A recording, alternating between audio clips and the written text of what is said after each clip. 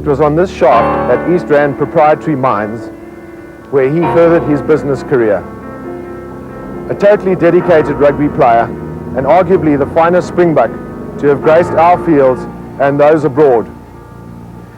His outer facade of strength was well known, but perhaps his inner emotions were lesser known to the people of this country.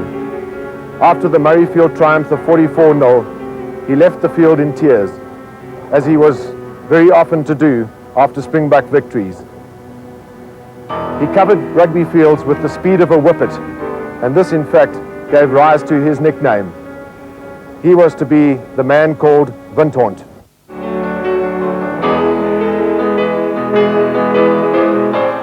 To say that Hennie Muller was one of the greatest Springboks in history hardly does justice to a player who towered over his contemporaries during a period when South African rugby's world supremacy was all but taken for granted. They called him Windhond, the whippet, and never was a nickname more apt. Well, Hennie Muller and I played a lot of games together for the Transvaal, and we became very, very friendly. As a matter of fact, he's the one that shouted over the phone when we got the first test was announced through the radio. He gave me the indication that we were in the team before it actually came through. Hennie and I were very, very big mates. Rugby ability, he, in my opinion, looking right through the whole rugby from the times that I played, was possibly the greatest eighthman ever. And Hansie Brevis supports this opinion on Hennie Muller.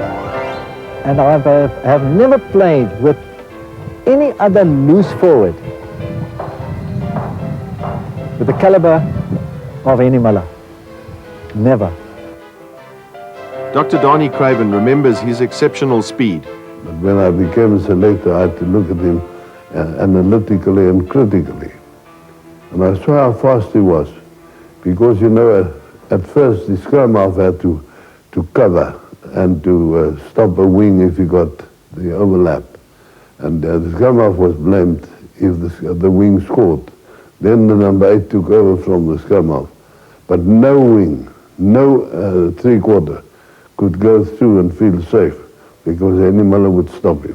He had a wonderful sense of anticipation, and he also had a smothered tackle by which he grabbed the chap round the waist and prevented him passing, which was very effective, which you don't see much of today.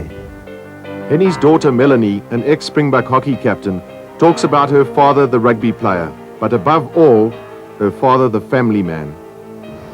Dad was a wonderful family man. He always put his family first.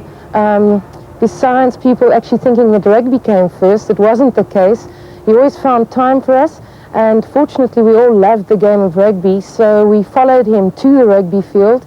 I think we watched every single Saturday from the time that we opened our eyes and were born. He took a lot of pride in the house and the garden.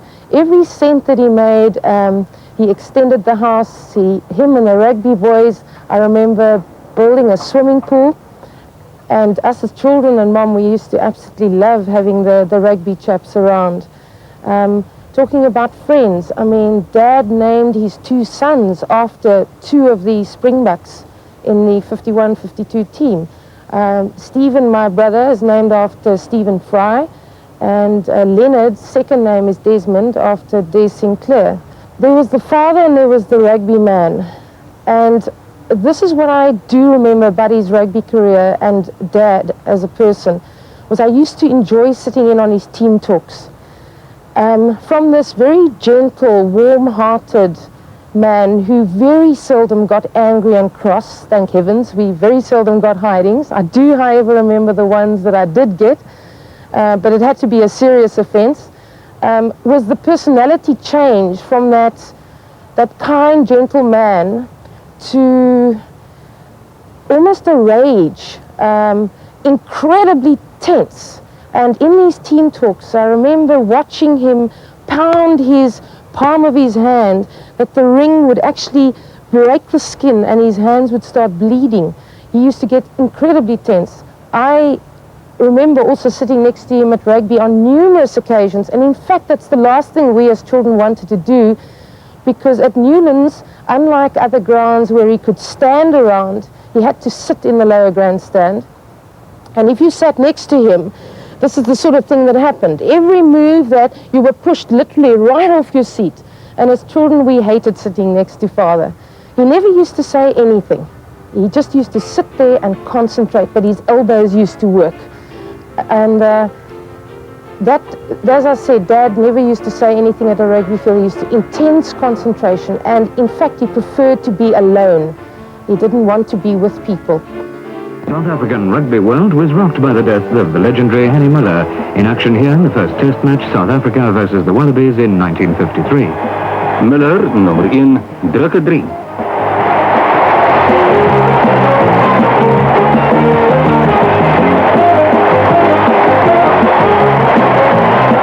Muller captained the 1951-52 tour of Great Britain. Hier is hij in actie als nummer 30.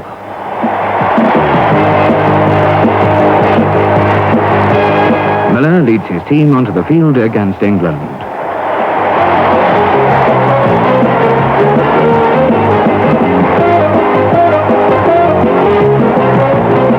Die staatmaker van die Springbokspan, drukke 3. Muller was hailed as a hero in rugby circles, especially after the Springboks' famous 44-0 victory over Scotland at Murrayfield, a tribute to one of South Africa's greatest sportsmen. Here in his beloved southwestern Cape, Hennie Muller was laid to rest. Truly a great man, he will long be remembered by friend and foe alike.